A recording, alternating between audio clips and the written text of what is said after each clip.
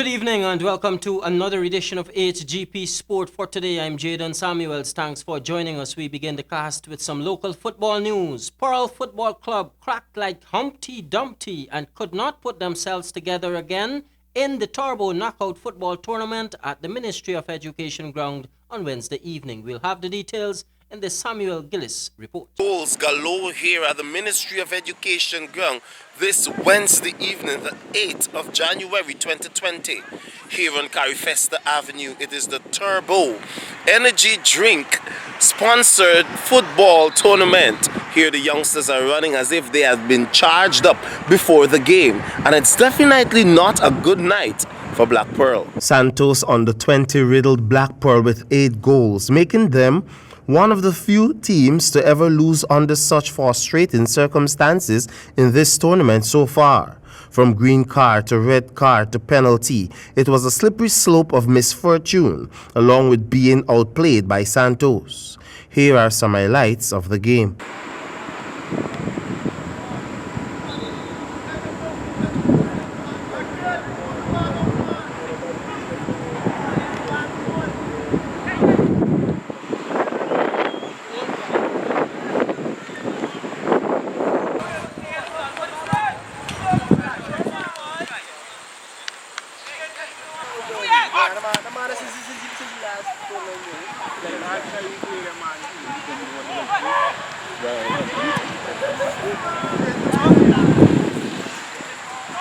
Nightly News spoke with the coach of the energetic Santos after the game. Guys, our preparation is the whole key to our success, and I think because of the preparation we made the game very easy tonight.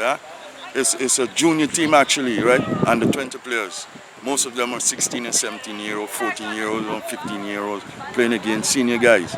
But preparation, having them prepared properly, regardless of which team we come in and play and stuff like that, and they perform very well.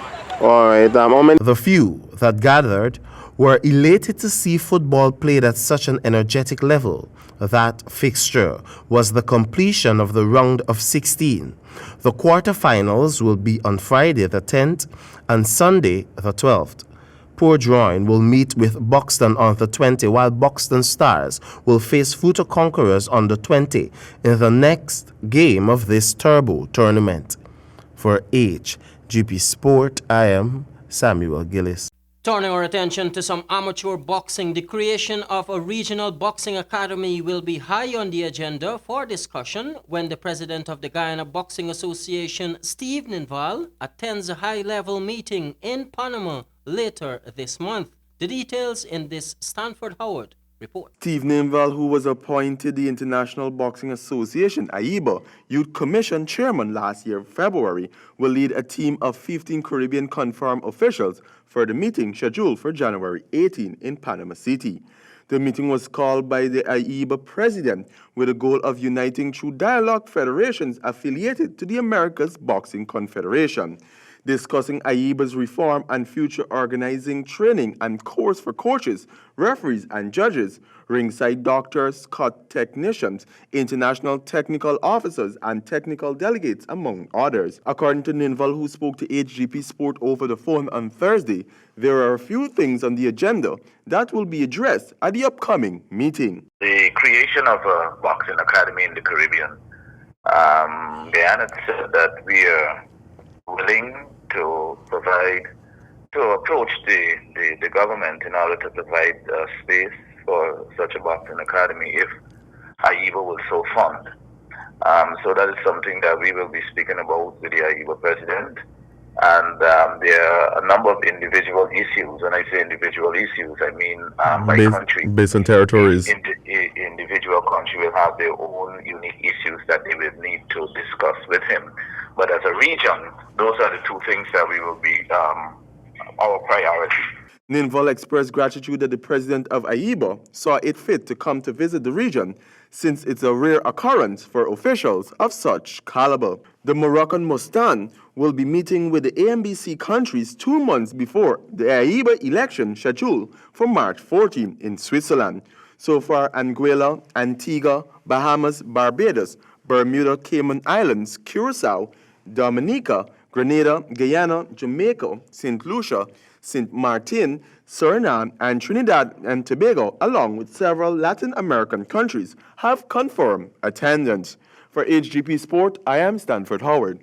Turning our attention to some cricket news, Ireland, batting first against the West Indies in the second one-day international, had reached 237 for 9 in their 50 overs up to news time. Opener Paul Stirling batting well, leading the way with 63, and was supported well by William Potterfield 29, Kevin O'Brien 31, and Simi Singh 34, the run getters for the visitors. Bowling for the hosts, Alzari Joseph again taking 4 for 32 in his 10, while Sheldon Cottrell 3 for 52 from his quota of overs. West Indies in reply will be needing 238 for victory. Meantime, in the ongoing regional 4-day fixtures, Guyana playing Leeward Islands up to news time on the opening day. Jaguars batting first, 104 for 1 in their 40 overs. Chanderpaul Hemraj back in the hut. He made 52 at the wicket. Young Tiger, Tejaran Chanderpaul and Captain Leon Johnson on 20